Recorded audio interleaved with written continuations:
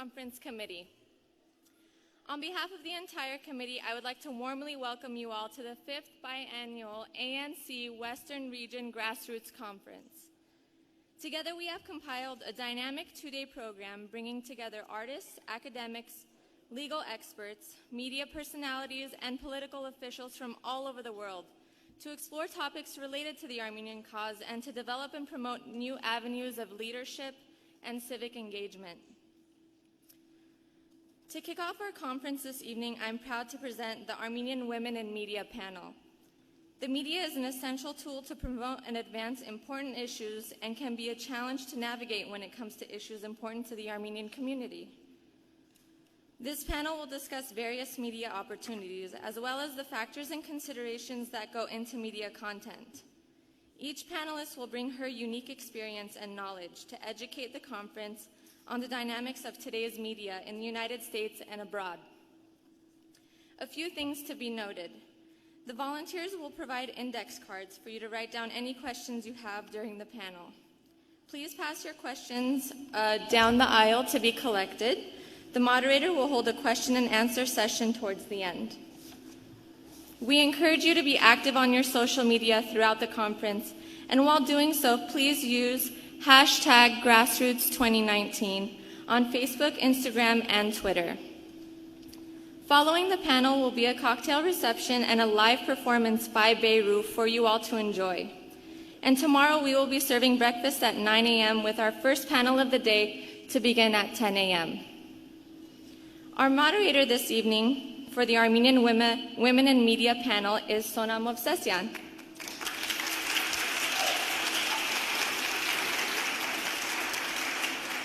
Sona is a proud second-generation American born to two Armenians who immigrated from Turkey. She got her associate's degree from Mount San Antonio College and transferred to USC, where she graduated with honors with a bachelor's degree from Annenberg School of Communication. She started her career in television at NBC as a page, then went on to become the events and operations coordinator for the publicity department. She started working for Conan O'Brien as his executive assistant in 2009 when he moved to Los Angeles to take over hosting duties for The Tonight Show. Movsesian has been featured on the show a number of times, and the clips from these appearances have over 30 million views. In 2018, she joined Conan on his podcast, Conan O'Brien Needs a Friend, which has over 1 million streams a week. She was born in Los Angeles and continues to live there with her husband, Tak, and their puppy, Oki. Please welcome Sona.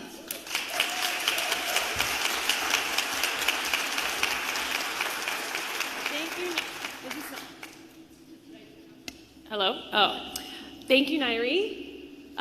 First of all, I feel like I'm at an NBA press conference. I don't know how you guys feel, but yeah, it's either that or like a Senate committee hearing.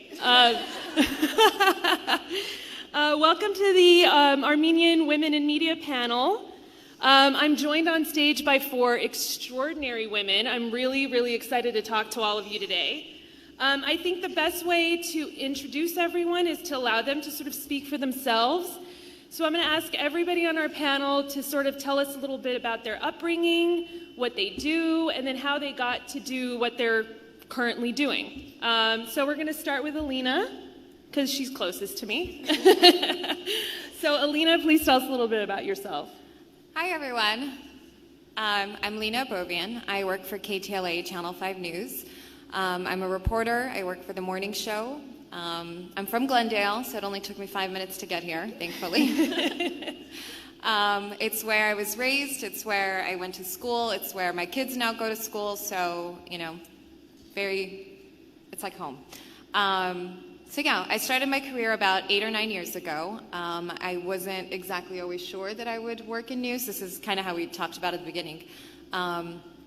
I wanted to do a lot of different things, and I went through a lot of phases, but I always wanted to work in television. There was just like this pull, this curiosity that I had from a young age, but you don't really get those jobs. I mean, how do you apply for a job in TV? Or, people don't really come to your school and talk to you how to work in television. It was just like, I probably never will do it, but I always wanted to.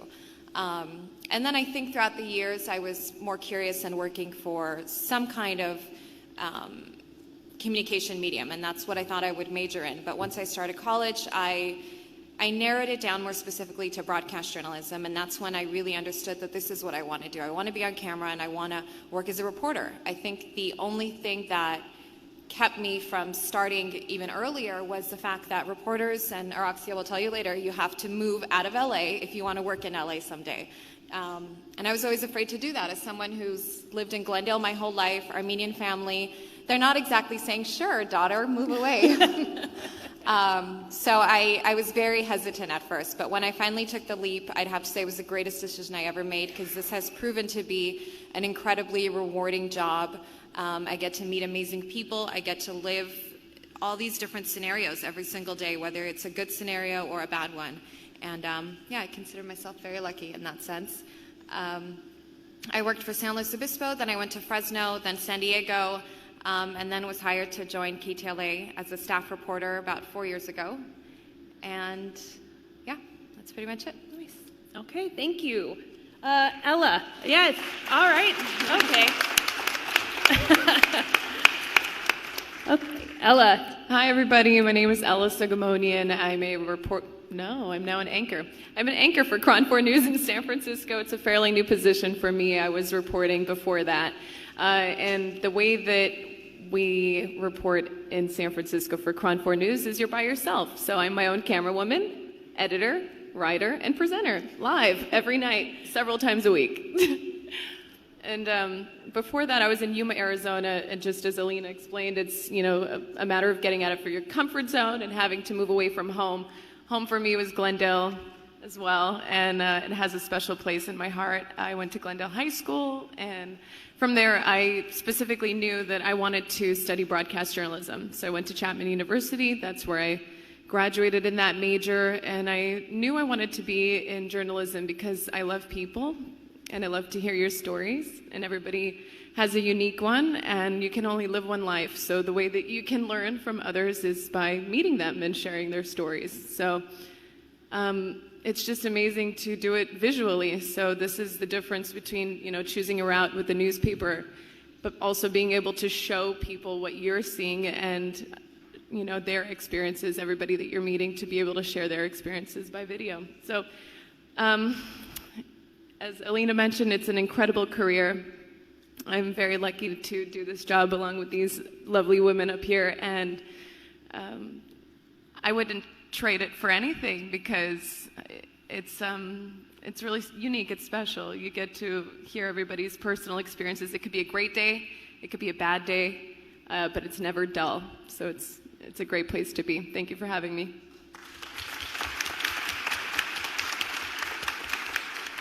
Okay, Anna. Hi, everyone. My name is Anna Kachikian, and oh gosh, I don't even know where to begin. Let's start with where you're from. Born in Yerevan, Okay.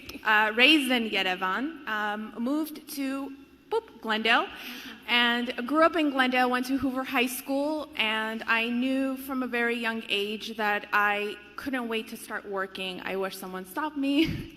But I graduated high school a year early, and I started my career. I was very focused on starting my career, and I knew I wanted to do journalism from a very young age because I loved hearing people's stories, and I asked a lot of questions, like a lot. And but like everyone here, you hear their stories of how they had to travel to go from one local station to the other to make it back to Los Angeles. I took an interview in Palm Springs because I thought, I'm Armenian, I love Palm Springs, I'll go work in Palm Springs. And I went to Palm Springs, and I can't remember how much it was, but I would literally have to starve. And I got in the car and I said, I don't think I could live like this. So I moved back, and I took a job as a producer at CNBC and then at NBC News Channel, which was national news. And then I want to make a point about NBC, by the way, later when we talk about it. And then I went to KABC local news, and I said, I quit. I'm done with news. I'm done. And I took a job in marketing, and the first day I arrived, I said, where is the TV? And they were like, what? I'm like, like my whole life. Every job I've ever had, you're surrounded by television. I quit and I got my job at TMZ, and I stayed there for 9 years. I don't recommend it. I don't. And we'll talk about that. And after TMZ, I left the corporate scene to start the Armenian Report, and I'm so happy and proud to take my passion, which is being Armenian, and my skills in being journalism, and combine it. So it's fairly new. I welcome everyone. Thank you, everyone who has supported, but that's who I am. Hey, Araxia. Hi, everyone. Thank you for having me here today. My name is Araxia Karapetian. I am the morning anchor for Fox 11. So yes, I get up very early, and no, I'm not a morning person at all. I'm just very good at faking it. I'm from Gyumri, Armenia. At the time I grew up there was Leninagan, and I grew up between Armenia and Yerevan because I had family in both of those cities. I moved to the United States in 1990 with my family, and I grew up in the South Bay, not Glendale, and that is why it took me 2.5 hours to get here today. As far as how I got into this career, well, I thought I wanted to be a doctor because as an Armenian, you're conditioned to think that you should be either a doctor or a lawyer, right? But after interning or volunteering at a hospital in high school, I quickly figured out that was not what I wanted to do at all. And I thought I'd go into politics, so I interned for Congresswoman Jane Harman. And I realized that I did not want to do that either. It was very messy. Politics can be messy. I don't know if you're aware. So I went to Syracuse University, not quite sure how I ended up there because originally it wasn't because of broadcasting, and they have a very well-known school, Newhouse School of Communications, for that. I just went there because I envisioned that I would always go to the East Coast for school, and they gave me a big grant, and I just went, majored in international relations, and then while I was there suffering through the horrible winters, I decided to major in what they're known for, so at least when I left, I would know it was worth it. So that's how I stumbled into broadcast journalism. And what you learn in school is often different from real life, obviously. At the time that I was going through the process of what we were learning in school, I wasn't very interested in this field. And even the day of graduating, I remember sitting there in my cap and gown and feeling very lost because all these other people around me already had internships lined up, they had jobs lined up, and I hadn't done any of those things. So that summer, I went to Armenia. It was 2006, and while I was there, I don't know what possessed me, but I grabbed a camcorder and I just kind of went around town and started doing these impromptu little interviews with random people, and this theme developed about, was life better during communism or is it better now? And I just created this project for myself. I still have all these tapes, and one day I'll do something with them. But it became this, it was like a fun little passion project of mine. And that trip and that experience really kind of lit the fire for journalism. So when I came back, I went from having no internships to having 4. And that's how I do things. I'm all in or all out. So I interned at Torrance City Cable. If any of you are interested in getting into this field, I highly encourage you check them out. You actually get to be the reporter, and you work with a photographer, and you get to be on TV. Granted, it's city cable, but it's still a really good experience. I also interned at KABC Channel 7 and KFI Radio, where I was able to actually write the copy that the news anchors read and go do stories with them. So that was a great experience. And as mentioned by everyone else, I did not want to move to a small town in the middle of nowhere. And I thought maybe I would be the exception, but no. I ended up going to Idaho Falls, Idaho. And yes, there's not much there. And let me tell you, my family was quite confused as to why I was doing this, as was I. But I always knew that it would pay off, and everything's temporary, and this too shall pass, and it did. And you just have to go for it, and that's what I did. So from there, I went to Portland, Oregon, and then I was quickly fortunate enough to make it back to my home, Los Angeles.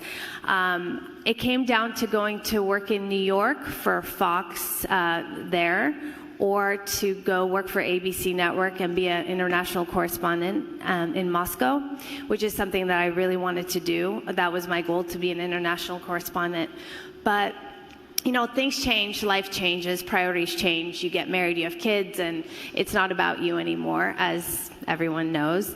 So the last thing I would want to be doing right now is to be an international correspondent. I came to Los Angeles to be with my family, and it was important for me that my grandparents would be able to turn on the television and watch me, and for once, everyone understood what it was that I worked so hard for and sacrificed for. And at that point, instead of scolding me for my stubbornness, they applauded me for it. And so I'm lucky to be here. It's been 7.5 years. Time goes quickly. But yeah, I'm very happy to work at Fox 11, and I've been given so many opportunities. It's absolutely incredible, and I'm very, very fortunate. And also very lucky to have all of your support. With this giant Armenian community, it means a lot to me. Thank you.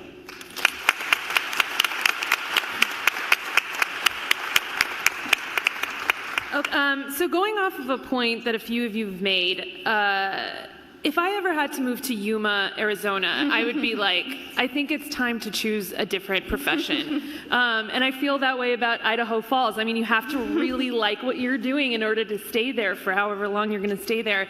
So I guess my question is, while you guys were in the earlier stages of your career, did you ever feel discouraged or overwhelmed and think about just leaving and choosing another profession where you wouldn't have to be so far away from your family? Or did you stick it out? Alina? Absolutely. When I first started, I even considered changing my last name because it didn't feel like an industry that was going to be welcoming to someone who had an IAN or a YAN. And that was a very rude awakening for me when I got my first job in San Luis Obispo. It was an NBC affiliate. And San Luis Obispo, mind you, is a very small town, 40,000 people. It's a very affluent town by the beach, but people are not as open-minded as you would hope. I was on camera, and I think after a week, someone called the station and said, "Is that girl Muslim?" Oh my God. Which is so disrespectful on so many levels. And I started wearing my cross to work. Why did I feel the need to do that? I wish I didn't, but it's because I wanted to say, no, I'm Armenian. I don't mistake me for something else. And no one there really knew what an Armenian was. And I felt very sort of alone in a sense, because hardly any Armenians lived in that town. I think I was one of 3. And I wasn't representing the community there. And I think the news directors felt that. So I never got that welcome feeling from them either. And then I made the decision to move to Fresno, which... There's some Armenians there. There are some, yeah. Then I finally felt, okay, this feels comfortable. And I was very lucky there because I actually did get a lot of support from the local community. And Fresno didn't have an opening for a reporter there. They had an opening for a photographer. And because I already knew how to shoot and edit and produce, I emailed the news director and I said, I'll shoot for you if you just let me report. That's how desperate I was. And it's not about being desperate, it's about understanding that this is a very competitive industry. And I didn't want to move out of California. I wanted to stay local because I wanted to be close to my family. I was engaged to my husband was my fiance then, so I wanted to stay close, so I made certain compromises. But in that sense, I did feel very welcome in Fresno, but I didn't understand then the power of being a minority on television or being an Armenian on television until they asked me to host a genocide commemoration ceremony one year. And then something just clicked in me. I thought, oh my God, I can actually use being an Armenian towards a greater good. And that's when it kind of started for me that I took a broader interest in causes that affect my community and what I can do personally to raise awareness, because no one really was doing that, especially even though there were Armenians in Fresno, they didn't really have too many Armenians on air. And then from there, I went to San Diego. And San Diego, it's a big city, so I didn't really feel one way or another.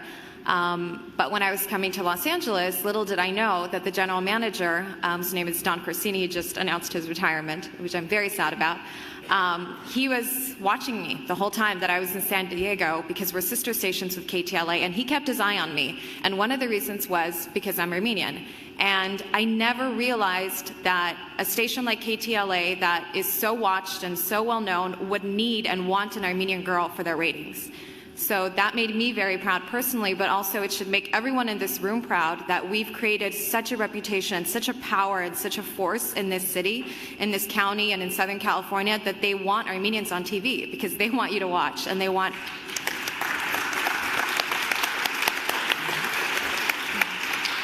So that makes me very happy and very proud and very thankful for your support. So yeah, I hope more Armenian girls, men and women decide to get into this industry because not only are we now welcome, but we're needed, and we can do a lot. Mm-hmm. And don't change your name. No. I think that's important. We need to see YANs and IANs on the TV. Yeah. Alina, am I? Okay. Alina, when you were talking about what your experience was, I was thinking the entire time, I was so embraced for being Armenian. And then you said, when I came to LA is when you felt that. And that's when it clicked for me that I didn't leave LA and I was embraced for being Armenian. And I want that to be known. They really admire, like at CNBC, they wanted an Armenian there. They wanted that Armenian representation. It was really, I was that token Armenian that they would come to you for questions, confirmation. So I think when it comes to LA, that is important. They do look for you and they value you and they want to keep you and they take care of you. It's an amazing feeling, yeah, honestly. It is. Like, I didn't think that would be the case. And not only do they call me when they want to ask how to pronounce a last name, but I'm the go-to person, and it's an amazing feeling because I can also make them care about things that they otherwise wouldn't, and they know now the power of that. And I think what really clicked in my boss's minds is when they saw the 100th commemoration of the genocide and how Wilshire was just flooded with people, and they realized, oh shit. We need to represent this community more on air because we have a very powerful Armenian community here. Yeah. Ella, I'm going to get to you because I want to hear about the Bay Area, but Araxia, did you feel that as well when you were up for the anchor position? Here in Los Angeles? Yeah, in LA. Well, I came here as a reporter, but actually just a couple days after I started, they started giving me opportunities on the anchor desk, which was crazy to me because I never said that to them. I just said, oh yeah, sure, I'll do it. But I was like, are you kidding me right now? I was very lucky, and I am very lucky to work where I do because they're very supportive of everything that's important to me. And I'm in this unique position where I have this 3-hour live television show where I'm able to tell them what I think we should be covering, and I'm also able to sneak in whatever I want in those 3 hours when it comes to Armenian issues, causes, events, whatever. I just kind of throw it in there, and it's there for the world to grasp. So the people I work with are amazing. There's always a couple times a week, I go to my desk and there's some kind of a newspaper article about Armenia or some magazine clip someone left me, or they email me links. So I'm surrounded by people who are very much supportive of me and supportive of the community. So I'm very lucky in that sense. But yes, I think that they do recognize that, there's obviously a huge community here, and they want to take advantage of that, for sure. Yeah. Ella, do you see that in the Bay Area? Well, I did do the small town thing, so going to Yuma, Arizona before we get to the Bay Area, thankfully people did accept who I was, and they were really curious. That was the community there, so they wanted to hear my stories and learn more, and they embraced me there. But I did also, unfortunately, have to question, should I change my last name? Is it going to be difficult for people to say it, or is it, too many letters on the screen? But I made the decision to keep it because I don't want to give that recognition to any other, community or name. This is who raised me, and I kept it, needless to say. But no, being in the Bay Area, it's so eclectic. It's, millions of people from all walks of life, so I don't think it's very unusual. But, these ladies have paved the way, and we're just keeping the torch going. Yeah. That's nice. Okay, that actually is a good segue. I mean, I don't know about you guys, but when I watch a movie, I stay for the credits and play Find the Armenian. Does everybody else do that? I do that. Yeah, yes. I always do that, and I tell my non-Armenian friends join in because they know the rules, and it's fun. And if you change your name, you can't play that game. So I think my next question is how. Through all of your respective careers, how have you been able to shed light on Armenian American issues, and how much of your culture do you let seep into what you do? I'll change it up. Araxia, we'll start with you. Okay. Well, I mean, that's a huge part of my identity, obviously. I as well, let me add, did not change my last name, which I was asked to do, not just my last name, but my first name. They asked me to go by Roxy Carpi. I was like, no. No, I'm not going to do that. Anyway, as far as what I do, I mean, every opportunity I get, and when appropriate, I try to, cover stories that have to do with us. Even when it's not a local story, I try to find a way to localize it because I think it's important, because it's not just about what's going on here. There's a bigger world.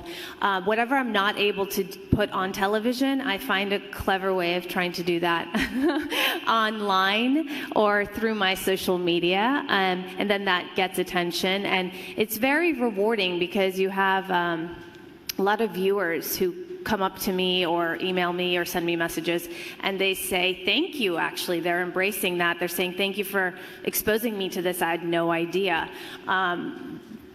For example, this is like years ago, but when I first got here, I brought a lot of attention to the Armenian genocide, and our newsroom was flooded with all these people saying, wait, what? Like, this is something we never covered in history class. What is this?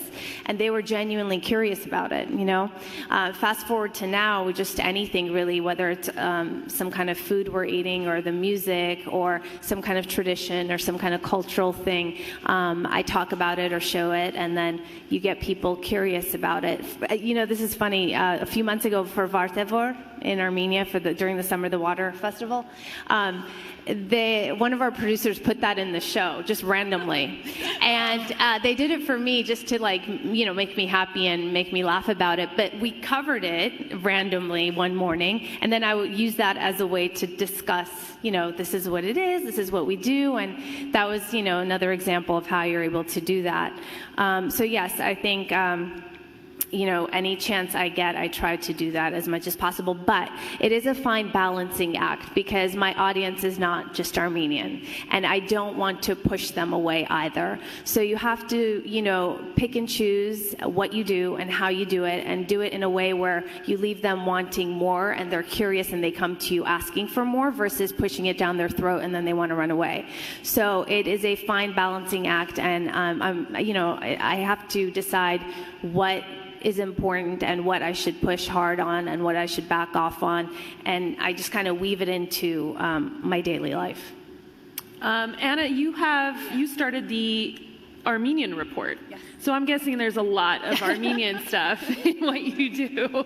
But tell us a little bit about it, and tell us why you felt compelled to do it, and just go a little bit more into the background of it. I actually wanted to share a story from TMZ. Okay, I'll allow it. Yeah. Okay. I think it's relevant to the question, and I remembered, and I've never shared this story with anyone actually. Here we go. So we did a story where. So TMZ, we would sit around the room, and we would talk about the current day, like news or whatever, and the genocide came up, and TMZ is meant to be a funny show. It's meant to be funny, and jokes are meant to be made. And so jokes, I don't know what the topic was, but the genocide comes up, joke is made, everyone laughs, camera pans to me, and I'm just sitting there. And we ended, and I went to Harvey Levin, executive producer, creator of the show, and I said, you need to take that out of the show. And he said, why? I said, you can't air that, Harvey. And he said, well, we're going to air it. I said, go right ahead then, you'll see. So I went back to my desk. He came and sat next to me. He said, we make jokes about the Holocaust all the time. And I turned to him and I said, no one denies the Holocaust. You can't make jokes like that, Harvey Levin. He took it out of the show. And to me, that was a moment of how important it is to have Armenian representation in media to monitor and stop these kinds of situations that happen, because for them it's a funny show, we do this all the time. And I was like, no, you can't do this. It's not okay. It's not meant to be funny. You're turning the camera to my face. You're trying to get a rise out of me. I said, it's inappropriate. We're taking this out of the show. And I think I was like 22 at the time. Nice job. Yeah. That's great. And he could have fired me, or but he was like, fine. Walked out. He said, we're taking that out of the show.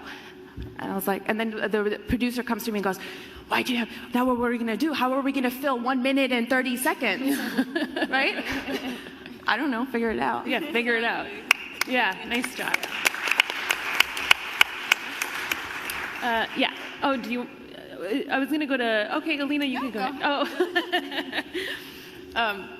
Living in a town of 70,000 people on the Mexican border, I managed to meet an Armenian woman, Zarmina Bigajanyan. I'll never forget her. She stood out for sure, belly dance classes and everything.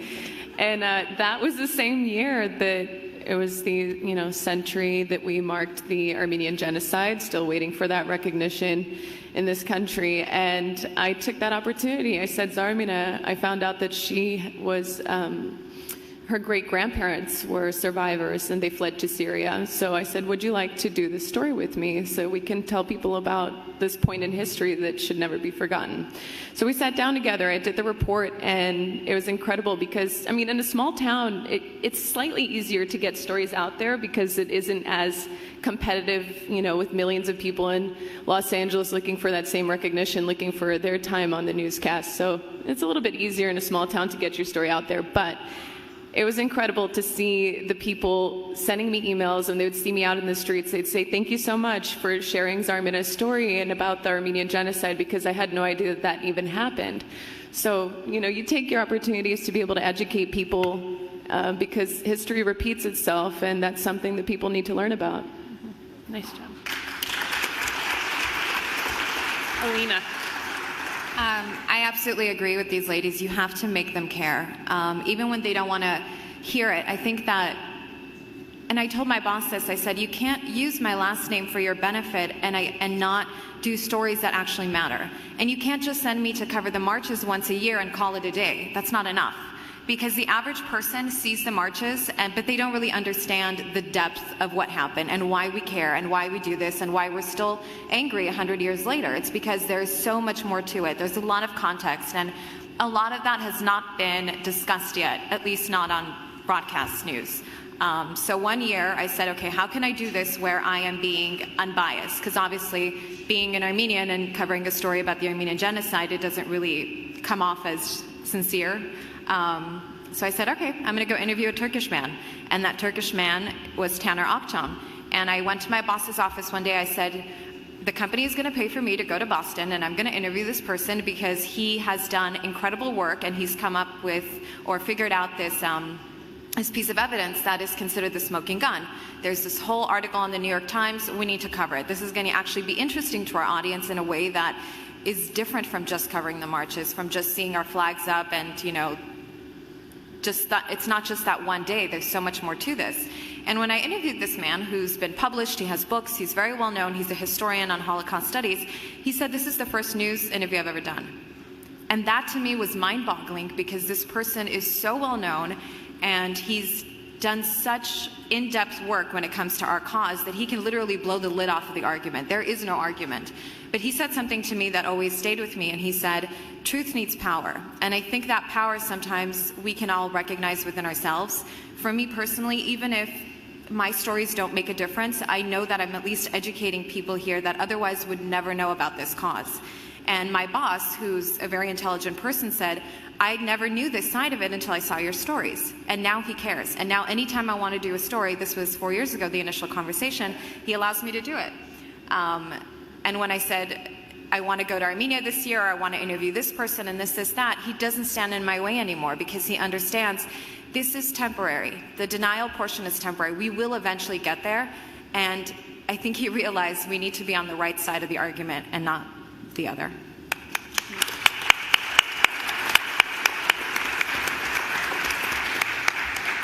I'm gonna shift gears a little bit, and I want to talk about social media, because I think if you are a public figure, social media is really, really important.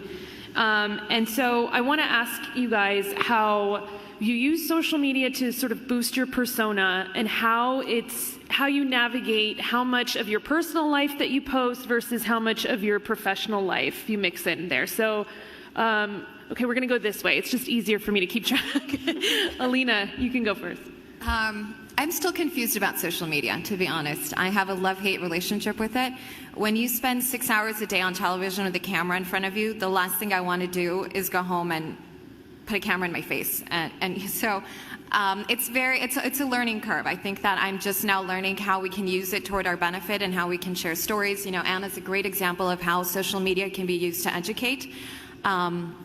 So I think it's just a matter of time before a lot of information, how it gets across, is strictly through social media. So I need to also make a better, do a better job of that. You know, like I said, I have a love-hate relationship with it. I find social media to be very surface, and it's hard to get, to sort of dig deep or to make people care just on a few comments or a few pictures. Mm-hmm. I put pictures of my kids, and I put pictures when I travel and things like that. And people love that. And I think sometimes when I put articles about stories that matter to me, sometimes I get messages from people saying, well, why do we care about this? I'm following you because I like your pretty pictures. I don't care about, this serious article. And I think that sometimes discourages you to think that, am I really giving people too much, or am I being too boring? Isn't social media supposed to be light? Mm-hmm. But at the end of the day, I think people know who you are through social media, so you have to use it towards spreading that greater message. It's a balance. Yeah. And you and Araxia both had children within the last few months, mm-hmm. right? Our kids are the same age. Yeah. Yours is 2.5 months, and Araxia, how old is your daughter? She will be 6 months in a couple days. And we have 3-year-olds. We both have 3-year-olds. They're superhuman. This job takes so much out of you, and to be able to have children on top of it all, and let alone 2, I mean, that's hats off, really. Right, and I'm sure a lot of people appreciate seeing people in your positions going through your pregnancy and having your children, and how you navigate working and also having newborns and how you do that. So, Araxi, do you want to talk about that a little bit? Sure. Well, believe it or not, I'm actually a private person. You would not know that if you looked on my social media. But I also, it's one of those things where it's become part of the job. And social media did not exist when I originally wanted to be a journalist, and all of the reasons I wanted to be a journalist, it's a little different now. It's almost like you're a news personality, and we are encouraged, and they expect us to engage in social media. Therefore, I find myself in this battle where I want to be private, but they want me to be active, and it's a balancing act of mixing in news stories, some behind the scenes, showing people what you do because they're curious and they're fascinated by television, and also my personal life, which I always said when I have kids, I'm never going to put a picture of them up. Yeah, right. If you check my social media right now, they're flooding my social media page. Well, actually, really quickly, they encourage you? Yes. Just to give everyone an idea, 4 years ago, TMZ, we were not allowed. So that's how quickly social media is moving. So now you're being encouraged. Yes. 4 years ago, not allowed. Yes. Actually, I think, Elena, you guys have a giant board, right? Monitoring social media? We do. I'm last on that list. But. Okay. So there is, just so you have an idea, every newsroom, I believe, I think it's safe to say, they have a giant board where it monitors your social media activity in the Los Angeles market. So it monitors your engagement within the station, and then it monitors your engagement within Los Angeles against everyone else. So it's in your face. Like, you walk in and that's the first thing you see. And it's a 24-hour cycle of, like, you know, how active you are. But yes, they do want you to be involved in it. So, you know, it's, again, I would agree, it almost is a love-hate relationship where it is very useful. I'm able to communicate with everyone, and I'm able to showcase things and highlight things I otherwise wouldn't be able to do. But at the same time, you know, it's a lot of work, because the last thing I also want to do after speaking for 3 hours straight on television is to continue to speak. So rarely do I put myself on there speaking. Mostly it's pictures and articles or that sort of thing, because it takes a lot out of you. But it has become part of the job 100%. You're a journalist, and you're also expected to be a part of social media. That's just how it goes. You have to accept it. And as far as, you know, it's interesting being pregnant. I also, you know, I'm private about that as well. So there's not much I can do when I'm on television and you see me and you're a part of the experience. You know, you can place the laptop strategically in a certain way. In the field, you can kind of get away with it because you're like, shoot me tight or else. Like yes, exactly. You're like, frame me tight, okay? But on the anchor desk, it's a little bit more challenging. And, you know, you have viewers. Most Americans, they love, you know, the bump shot and this and that, and you're just like, oh gosh, like, that's the last thing I want to do. That's not how I want to showcase this. But yeah, you know, people love it. They want to get to know you on a personal level. They want to care about you. And so yesterday, I actually walked into a store and people approached me and they said, I feel like you're my friend. I don't know who they are. But the point is, through social media, people get to really feel like you are their friend. And that is, again, part of the job. It's a whole new world, yeah. Yeah, it shows how it's changed.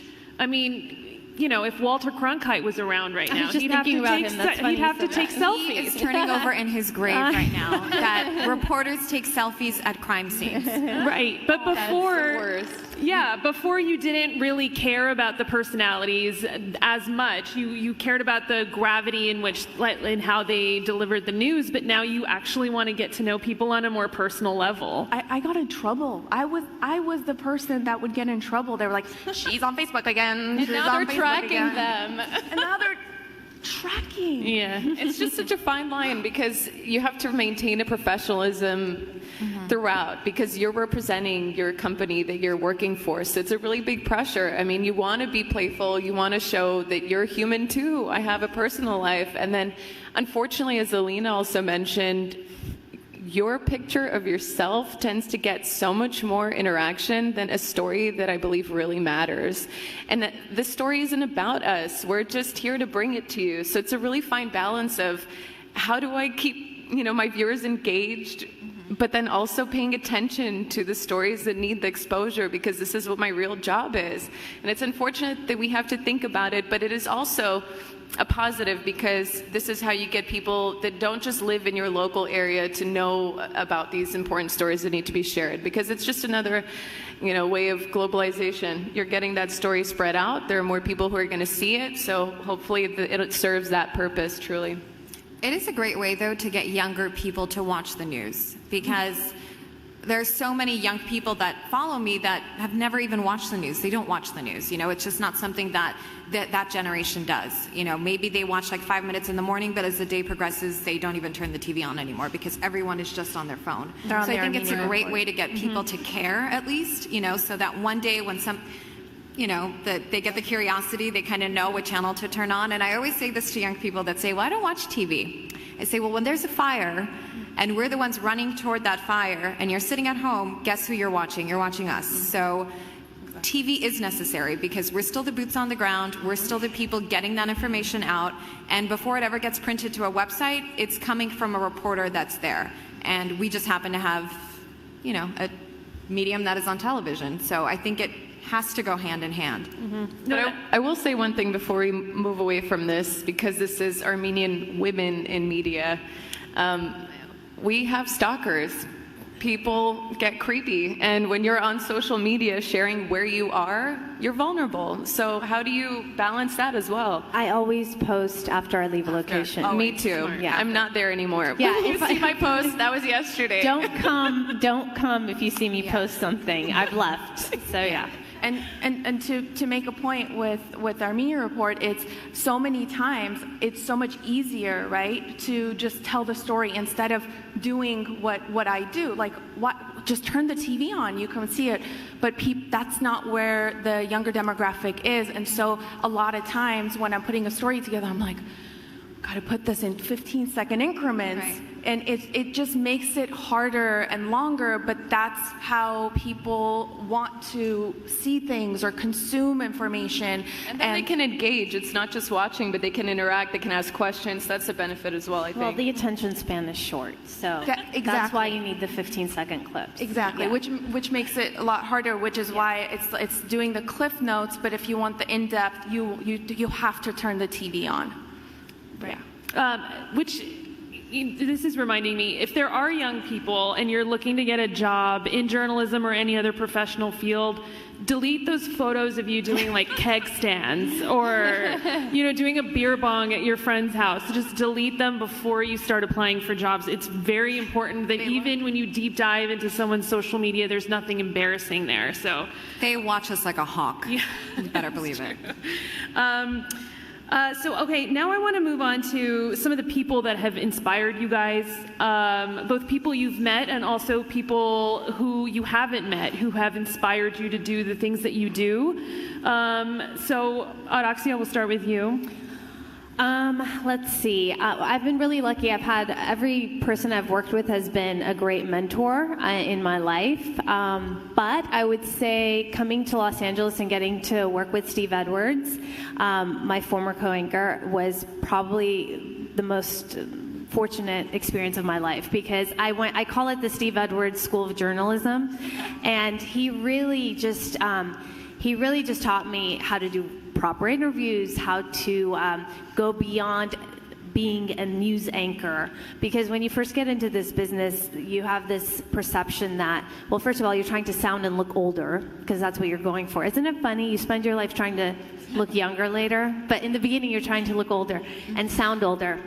So he really worked on, get rid of the phony anchor voice, just be yourself, because the camera doesn't lie. The camera sees genuinely who you are, and just be authentic.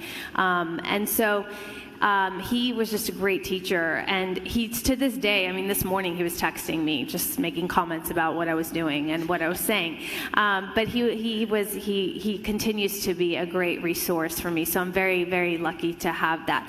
But more than anything, I think I've had people in my corner, and I've had people believe in me and give me opportunities that I never dreamt of. So I've been very fortunate in that sense. Yes, you are. I'm still looking for my mentor. My mentors don't know I exist. They're authors and speakers, people that don't even know that I exist. And I think finding a mentor, or having a mentor, Roxy, you're so lucky and fortunate. And it's so important, because how do you find a mentor? And people come up to me like, how do you find a mentor? I was like, I don't know. Do you want to be my mentor? It's been a struggle for me. But again, I came to terms. I was like, my mentors don't need to know I exist. There's so many amazing podcasts and authors that I seek out and listen. And sometimes I meet them, and then I connect with them and spark a relationship and a networking opportunity. But other than that, as far as having a mentor in this field, they don't know I exist. I don't have one mentor in particular either, kind of like yourself. And I did kind of glaze over how I chose this profession. So going back to that, it's kind of the same answer for me. It's that I chose something that felt natural for me. I knew what I was good at or what was fun for me, and I kind of combined those two things, and it was meeting people, talking, asking questions, sharing stories. And so every day that I get to do that with somebody is just what drives me to do it again the next day, and so that's why I continue to do this job. Same here. I wouldn't say it's one person in particular, but I remember when I was a little girl, I would watch the news in the evening when everyone watched the news. And I remember just seeing these female anchors, and it's not one anchor in particular, but they just had like this regal presence, and I just wanted to be like that. I wanted to carry myself that way. I wanted to speak that way. And it's more casual now, but I think the idea of being this poised person always stood out to me, and that's what I identified being a journalist with. That's what I identified being an anchor woman with, was this well-spoken, confident, poised person. And so I always try to remind myself of that, at the end of the day, even though we're supposed to be casual now, it's morning television, you still want to be that put-together person, because there's a little girl somewhere watching, and I want them to see our profession as something that is respectable, because nowadays, on the internet especially, there are a lot of people that make very bad choices, and they don't necessarily represent themselves in the best way that they could. Other mentors for me are just the people that I work with. In LA, we have some of the greatest news professionals, and especially at our station, we have veterans that have been there for 25, 30 years, and they're just the nicest people, and they're so amazing because they do their job in just this effortless way that you think it's easy. They make it look easy, but it really isn't, because so many times, they'll lose power on the prompter, and they're just ad-libbing, and they're just talking. And I think that's one of the things that you learn. Some of you might know, I forgot his name, Chris Burrows. He recently passed away, but he told me, he's like, if you're going to be a good reporter in the field, think of it as QVC. Talk about it in the most mundane way possible, but people at home will connect to it. And I think that's, you learn these little tricks along the way. So we're very lucky to work in LA, where there are people that just make it look effortless. And Araxia, going back to your point about the support system, I think being Armenian, you already have a very strong support system. I think, I remember going to my parents after I graduated USC, and I was like, I'm going to take a job as a page. It's going to pay $9 an hour. Worked as a page at CBS. And it's you don't know if you're going to go any further, and, but it always... And I think that this is probably true, I'm hoping, with all of our parents, is you can take that kind of risk and your parents will never say you can't come home. If you don't make it or something doesn't work out, you always feel as though you have a place to go back to if things don't work out. Do you guys feel as though that's pretty accurate in terms of your own sort of, like, when you told your parents you wanted to go into TV, were they like, why can't you just do something normal? My mother encouraged me. She said, this is you. You need to go do this. It's what's going to make you happy, and if it makes you happy, basically at the end of the day, no matter what job you choose, having that support system is really, really essential for any human being. When you have that, you feel limitless, like you could do whatever you feel. And so I think being a parent, I'm sure you're going to do the same for your children, and it's really important. Parents and spouses, my husband who's sitting right here on the front row, if it wasn't for him, I honestly would have never been in this industry, because it's very difficult to get a job that pays $10 an hour as your first reporter job and support yourself. And so, and not just in that sense, but support that in the evenings we'd watch my newscast together, and he'd critique me and he'd tell me, try this and try that. And it's so important to have a good support system. When I was in Fresno, I had a nervous breakdown at one point because I was so tired of shooting fires and being in bad neighborhoods and being by myself. I was all alone. My husband was going back and forth, and I was sobbing, and I called my mom and I said, I can't do this anymore because I don't see the path yet to LA, and I could be stuck in Fresno or God knows where for the next 10 years. And, she would always push me because she said, she would say, you have it in you, you'll get there, you'll do it. And there's one thing I told myself that I still tell myself to today is, what's the alternative? I can quit. We can all quit anything, right? But what's the alternative? You're going to go do something you're not that passionate about? No. Nothing good ever comes easy. Mm-hmm. Yeah, I've had that moment myself in Yuma in my living room. And my husband had left to LA because I said, I understand you don't have to be here all the time. It's difficult. But I was lucky enough to even get there because I had his support as well, because he said, I'll move with you, we'll do this together. And so having my mom on the phone and then my husband also helping me, it's a similar situation. I think that's a recipe for success, as you can see with several of us here who have been through the same situation. So thank you to all of you who are supporting other people and your family and your friends. It's really, really important. My experience is so different. My experience is TMZ, and then the Armenian report comes and go. I'm just like, what am I? This is so hard. This is so hard. But thank you for everyone's again, I feel like I'm happy that I'm here because I feel like my experience is a little different, because I felt like I was in this cushiony, like I was being babied, and 9 years, it was time to just fly. I didn't have, it was just mundane every day, same, and that my experience is a little different, yeah. Yes, I think that support is incredibly important. My family did not quite understand what it is that I was doing when I moved away, and I think they were, not that they were not supportive, they were just kind of confused. I was going into the unknown, and financially, if they weren't helping me, I don't think I would have survived. Granted, in Idaho Falls, money goes farther.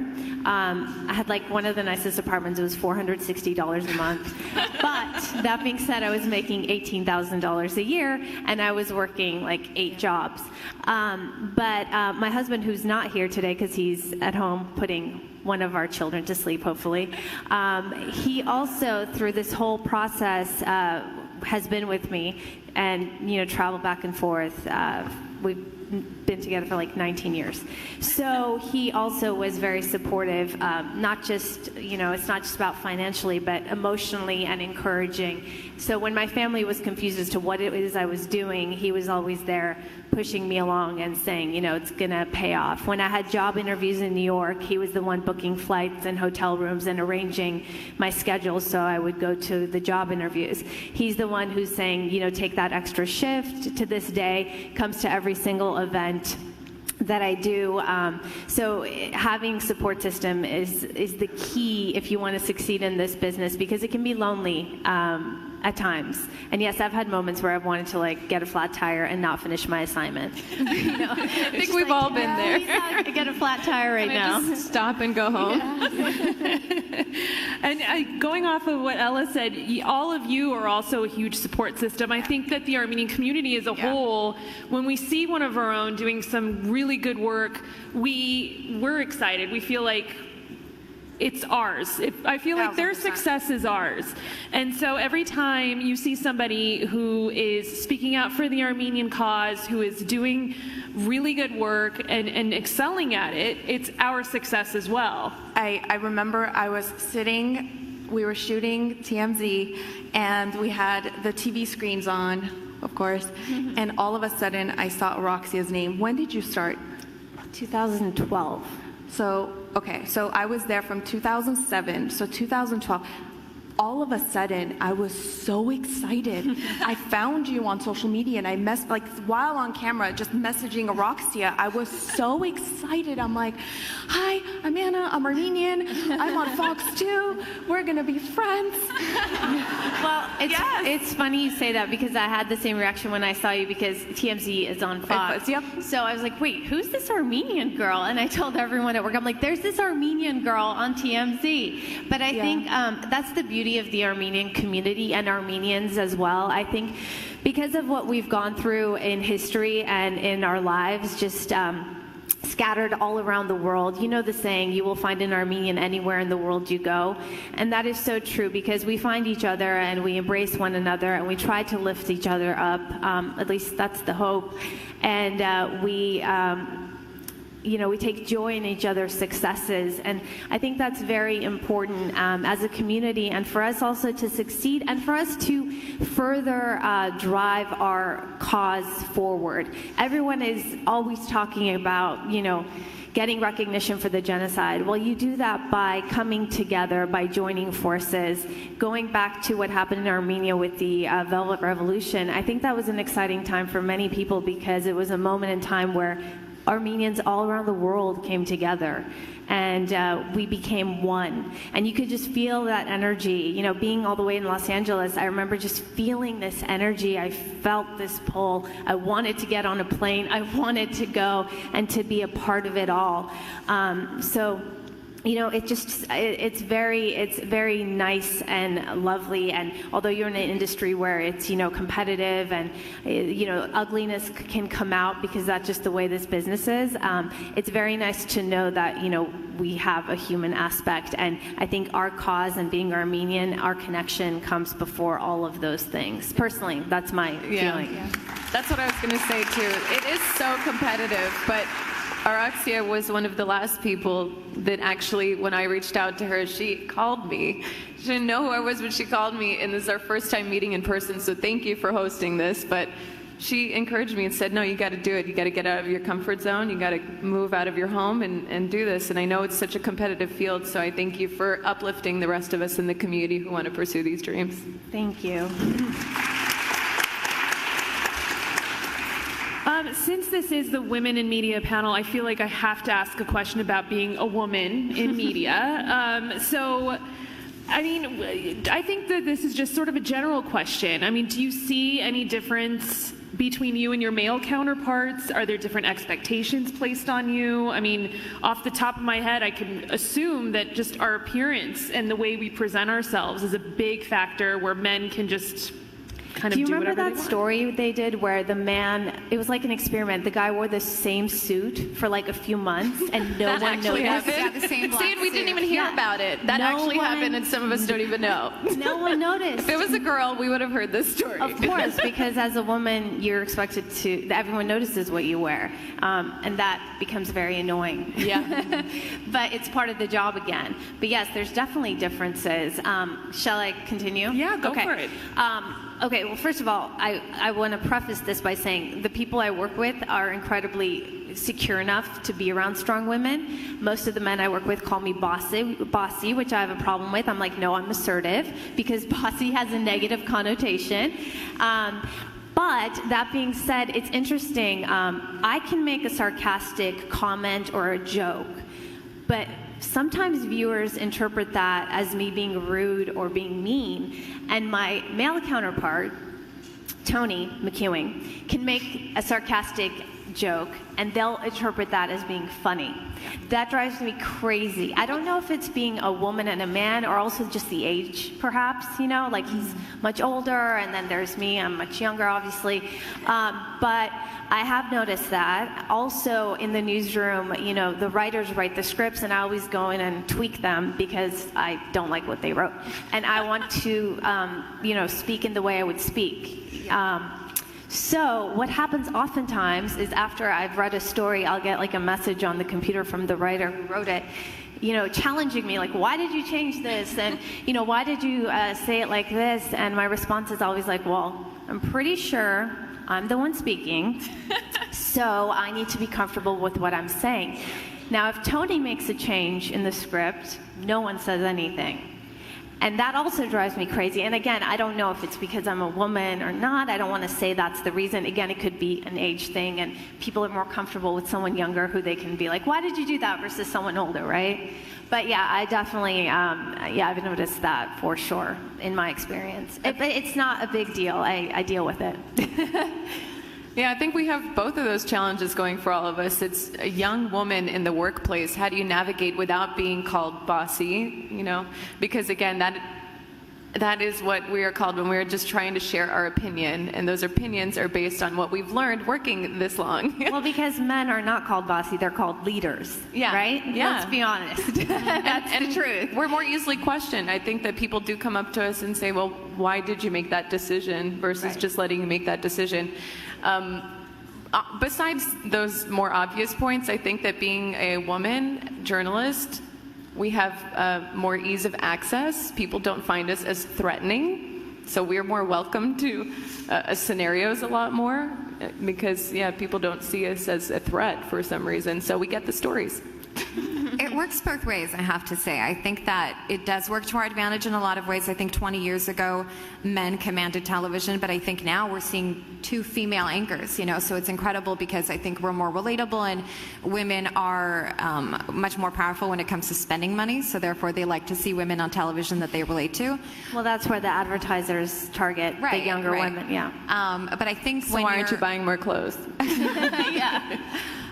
But I think when you're in the field, all reporters, you can't do this job unless you're tough. Because we go to bad neighborhoods and we have to sometimes approach people that you don't want to approach. Or we go to news conferences and we have to ask questions that people don't want to answer. So it's a fine line where you want to be a girl, but you also want to be tough because you have to be, because this is this job. We didn't get to these markets because we were soft and because we gave up. We knocked on that door for 20 minutes until somebody opened and gave us the interview that we needed to get.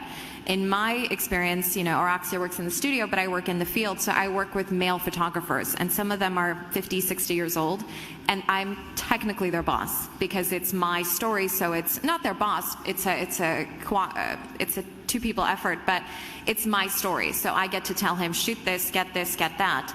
And a lot of women in this industry get a bad reputation for being bossy. And I hear this sometimes from my photographers that say, I don't like working with this person because she's too bossy. And I think that's always going to be there. We can't necessarily change certain men because they are just who they are and they're always going to feel emasculated by certain women. I think that you have to stand your ground 100%. I certainly stand my ground and I don't let anybody put me in a corner. But at the same time, I think you need to realize who your audience is. I have the reputation at our station for being the most easy to work with reporter, and that just comes from not taking things personally, because I can't change the world, and I can't change this 50-year-old man who is going to think the way he thinks and wants to work with a guy. But what I can do is frame my requests in a certain way and make him feel like he's kind of in charge, even though he's not. Very clever wives do that at home. And so I think in the workplace we have to implement the same mentality. I let them think sometimes that it's their show when in reality this is, it's my segment, so we're going to do it this way. You just have to learn how the world works. We can't fight certain, you can't fight every battle. You can't walk into every room and find an insecure man or a woman that doesn't like another powerful woman and fight with them. We have to just make it work and get through the day and try to keep our composure. So my advice to anyone who's trying to get into this field or in any field where men kind of dominate is, we're still in charge. We're the neck, they're the head. You can turn it any way you want. You just gotta play it your way.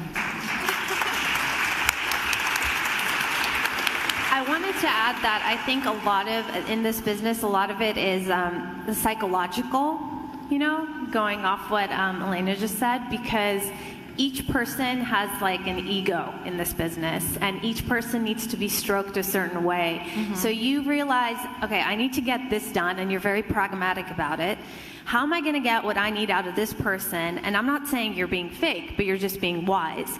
So I need to ask this request in this certain way to make them feel like they want to help me versus they need to help me. So it's a psychological game.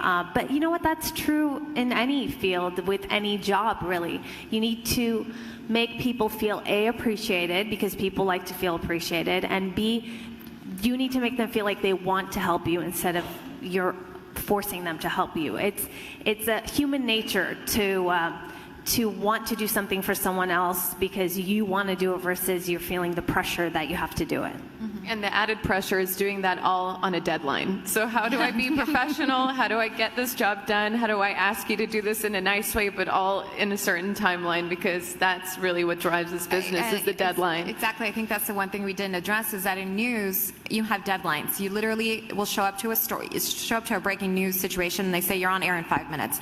You don't know what you're talking about. You don't know what's going on. You don't know anything. I mean, and you have to educate people on what's happening. And at the same time, you have to also point your photographer kind of in the right direction. Thankfully, we work with very seasoned photographers in LA who know exactly what they're doing. But, you know, it's when it's a time crunch that I think the bad personalities come out and the B word can come out in certain people. So I think you just have to take a breath and like you said, just kind of stroke people's egos just to get it done. Because at the end of the day, you have to be a professional. Mm-hmm. That's true. I mean, I work for a late night talk show host, and every show he's ever done has been the best show he's ever done. And I have to make sure that I say that every show's the best. That was the best show you ever did. The best one was when he took you to Armenia. That's my favorite too. That's my favorite too.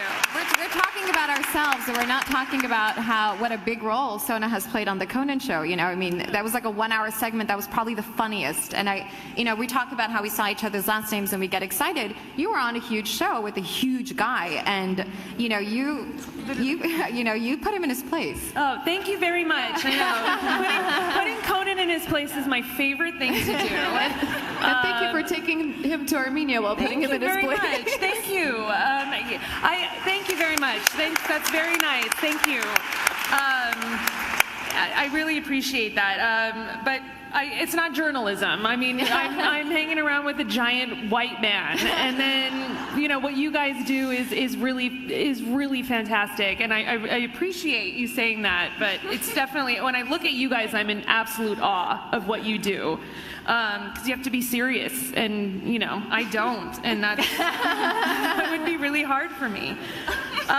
Wait, since we're giving compliments, I do want to say something to Anna, because she took by the way, this is the second time we've ever met. We met for like maybe a minute, like a month ago.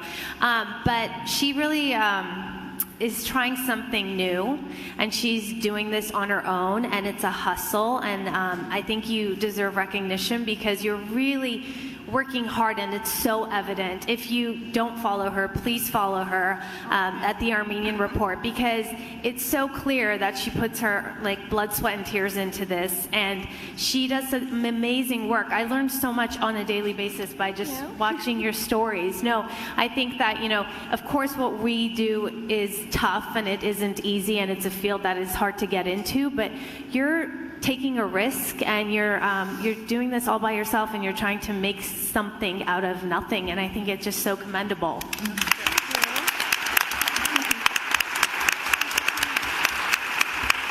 This is the part where we all compliment each other. Okay, it's my favorite part. So I'm moving on to questions on the cards, and then we're just going to wrap up. But this question is actually for Anna specifically. Do you have a vision to grow the Armenian Report beyond social media? Yes. Okay, thank you. Moving on. My ultimate goal is to build an app called the Armenian Report in Armenia. So I want to create jobs in Armenia. I want the app to be built in Armenia, and I want us to have reporters on the field in Yerevan, in Artsakh, in New York, so we can all associate with the face and that person with that area. So when you see Aram in Yerevan, you're like, where is Aram now? What's happening?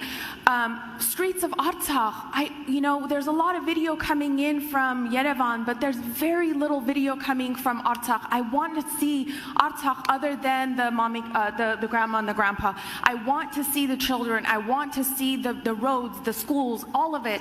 And there's very little, and the kids there, the young people there, they're so smart. They speak English, they speak multiple languages, it's not just English.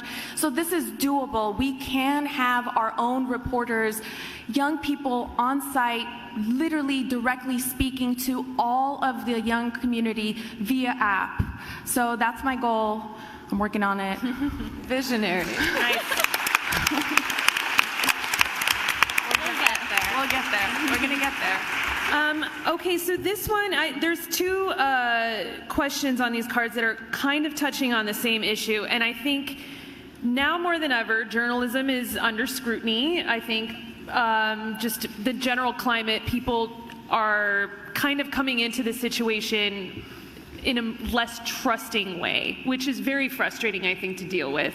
So my question is, if you guys are encountering a story that you don't necessarily believe in or go against something that you think is true, or even something that might be anti-Armenian in some sense, how do you navigate that?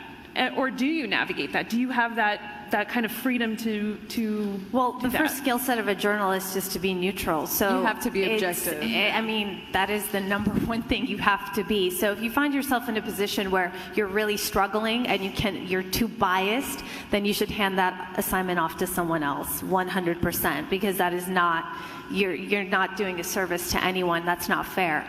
But like I said, I think one of the things that got me into this business is the fact that I rarely see things in black and white.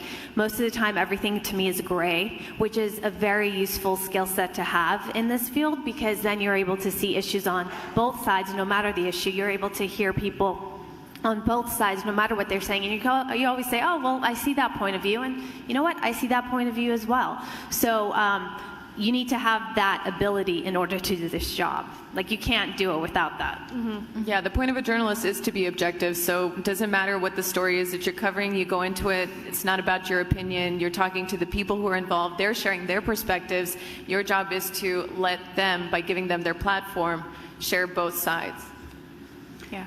I agree. We have to do that. And at the same time, you'd be surprised how much freedom you're given as a reporter. When I go to cover a story, yes, I'm assigned to a story, but no one tells me you have to interview this person, you have to talk about this. It's all up to me. Well, you're producing it on your own. Right. You're in the field. You're by yourself. You don't have anyone sort of guiding you. And I think the only way to make it so that it is fair and balanced, obviously, is to talk to both sides. But you have to then understand, I'm given 2 minutes, so I have to put the best argument forward.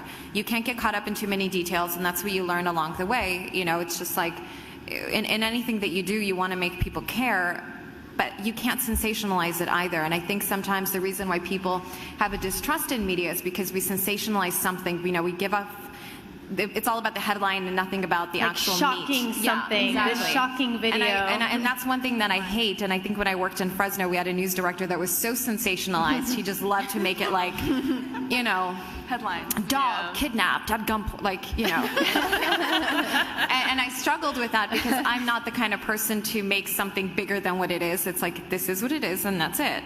So you just have to, I think, keep your neutrality and just keep your cool. You don't have to oversell anything. And luckily with local news and with Anna, you have full editorial control. So you decide what you put on, your platform. But I think in local news, you can't, there's no agenda, there's no political agenda. There is no big corporate agenda. We're literally covering stories that are happening. And we speak to several sources that are trusted.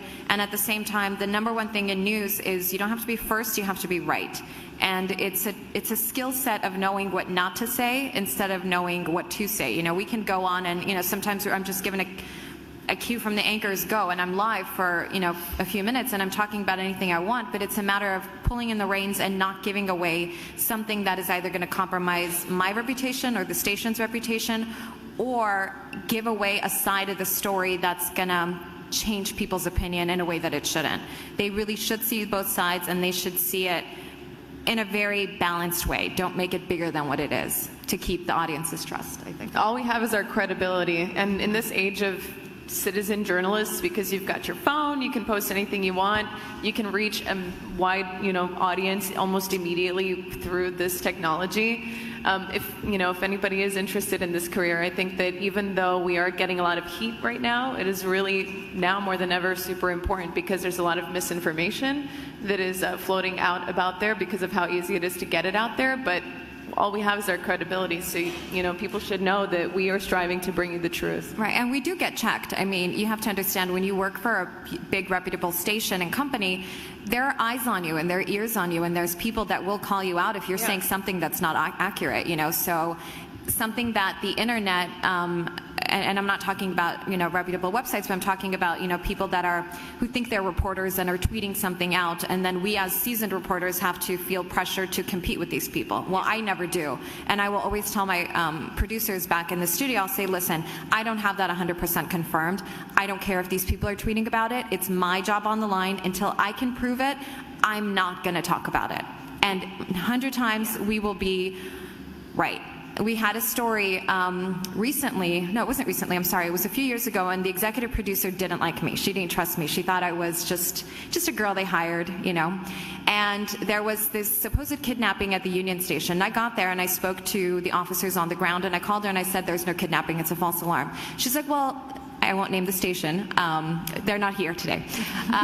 They're like, "That reporter's saying it happened." I'm like, "Well, she's gonna, you know, issue a retraction very soon, I promise you."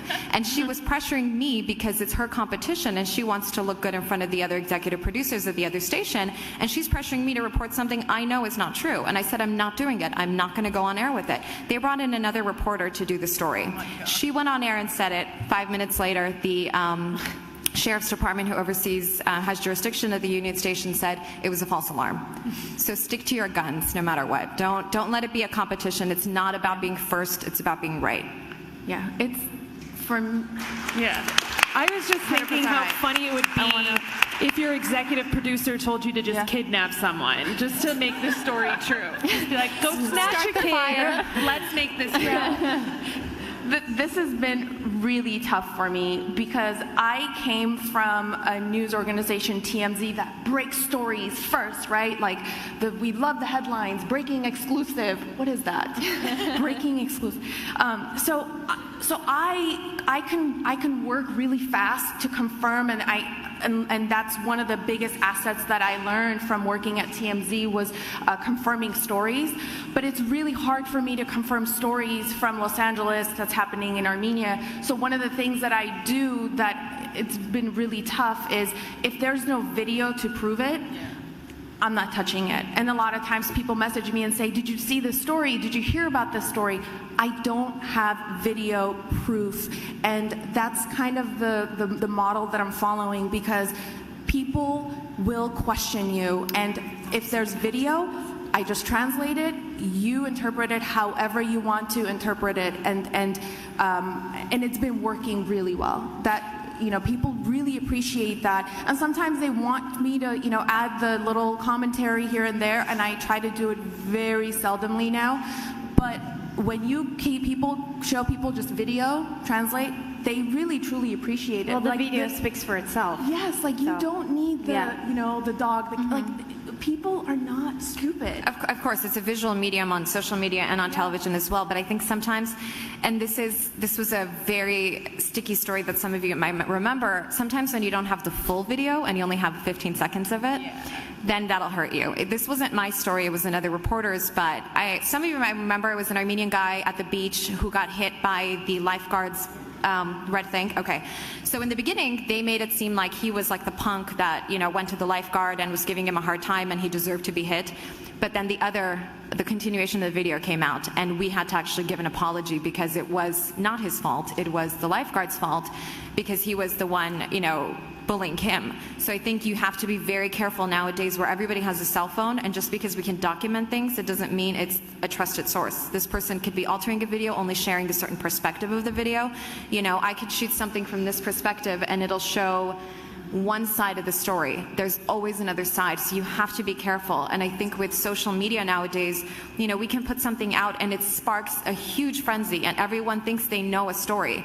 But let trusted sources also confirm certain things. You know, just because we all have cell phones that can document something does not mean everybody's a journalist, everybody needs to be listened to. You know, take the time and listen to the sources that you trust and the organizations that you trust. Yeah. I think, if I can touch on this, I think it highlights the power of media, and we have so much power because we're picking and choosing. We are editing a story, and we pick and choose what part of the interview we're showcasing. We're picking and choosing what part of the video we're showing, because we don't have all day to put all this content on air. You know, the average reporter package is like 115, 130.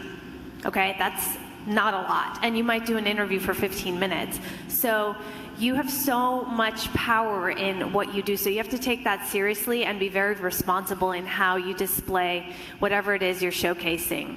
And I do want to add one thing, because we talked about agendas and you know, seeing things in black and white. There's often a misconception with Fox 11 News, because it's Fox. Fox 11 News, is under the umbrella of Fox, but as a local station, we have nothing to do with Fox News. No. So I think people often, I mean, for better or worse, sometimes it works for our benefit. But I think people often don't understand that, and we're just local news. We don't have any agenda at all, and we're just covering local stories. But I wanted to clarify that. Whenever I get a chance, I have to do that because people often think we're just part of the national network, and we're not. Okay, so the last question is, what advice do you all have for people aspiring to come into your field? And it could be professionally or even personally. What kind of advice do you have? Don't compare yourself to anybody. It doesn't matter what job that you're trying to do. I think that is a really big downfall for a lot of people. I think it's important to look to someone who's doing it right and use that as an example of maybe how to get there, but always be yourself because it's going to show. And once you start getting into that headspace of comparing yourself to somebody else, which can get that way in this industry, I think that it's just going to make it a lot harder for you. I agree. I think that sometimes when we compare our paths, it's going to steer you in the wrong direction because you admire someone, and it's good to admire people, but it's not good to compete with people. And when we start to mimic them, you never know, maybe your path is going to lead you to somewhere even greater. So just stay authentic. And to anyone who's considering a career in journalism, I say go for it, 100%. Whether you're going to be your own, boss and, start something on your own, that takes a lot of courage, or if you're going to be a reporter that goes to live in God knows where, just do it. It's temporary. Think of it as, medical school or law school. It really will pay off. You will eventually make money that you're proud of. You will eventually work for a city and an organization you're proud of. And the greatest part about our job is that we get to meet people from all walks of life. We get to tell stories. We get to create a narrative, and that narrative becomes a part of history. So it's a very special job and a very special thing that we do. And it just takes you places you would never think. So it's worth it.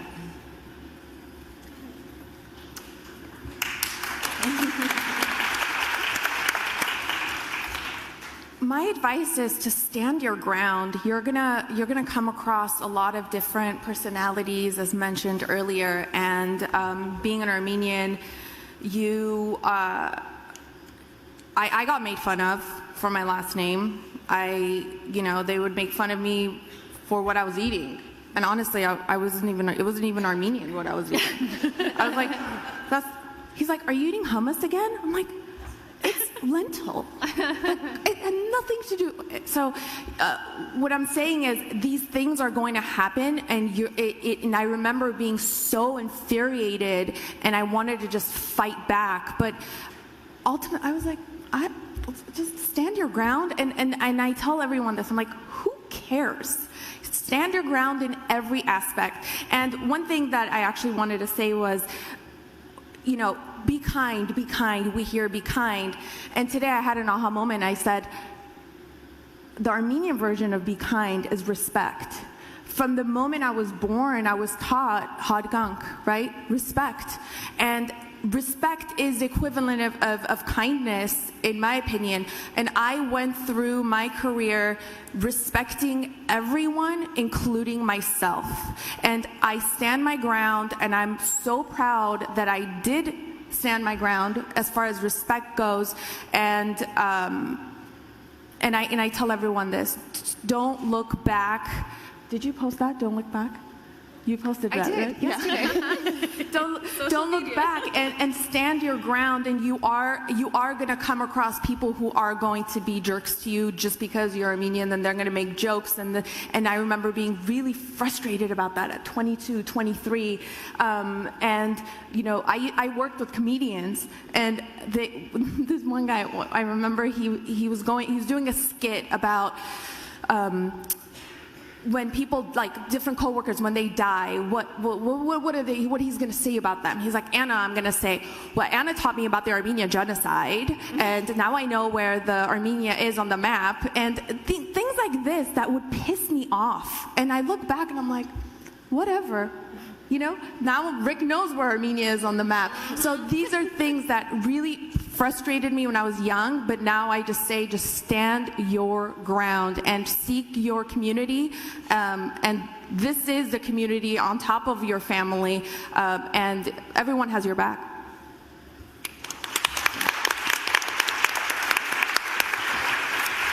I'm going to pretty much echo everything that's been said, but if you're determined to do this, don't give up, go for it. Do not look for the easy way out in any field. This isn't just in this field. If you look for the easy way out, I often find that it takes you longer to get to where you're going. So don't look for the shortcuts. Just focus on yourself and work really hard. Also, it's really important to be genuine and authentic. I think, once again, I 100% believe that the camera doesn't lie, and who you are comes through. So you have to be true to yourself and not jeopardize and compromise who you are for others. In this business, you know, you might feel like you need to be something you aren't because everyone else around you is that way. But don't forget who you are and where you come from. Don't forget how you were raised. And for me, it's very important to not forget my roots, something that I highlight all the time. And at the end of the day, you have to be the best version of yourself. There's always going to be someone smarter than you, prettier than you, funnier than you. Whatever it is, there will always be someone who's more than you are. But if you just focus on you and you're the best version of yourself, then you're going to be very successful. And that's really all that matters.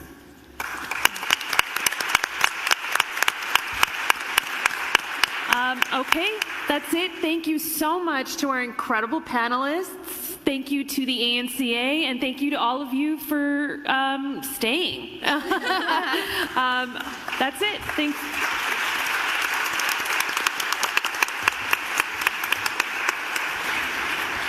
Such a power panel, huh? Thank you, ladies, for being here this evening. As a token of our appreciation, we'd like to present you with a small parting gift for a keepsake for this year's conference. How did this happen so quick? Oh, that's so Did you just, how did you see that? It just happened now. That's incredible. It's like TV news. It just happened. It's already on. Wow. We're trying to keep up with it. Yeah, you learned something from this panel today. Thank you. So thank you, everyone, for staying. We do have the cocktail reception just outside if you'd like to stay and enjoy. Thank you again. That's impressive. Oh, thank you. Thank you. Thank you so much. Thank you. Thank you so much.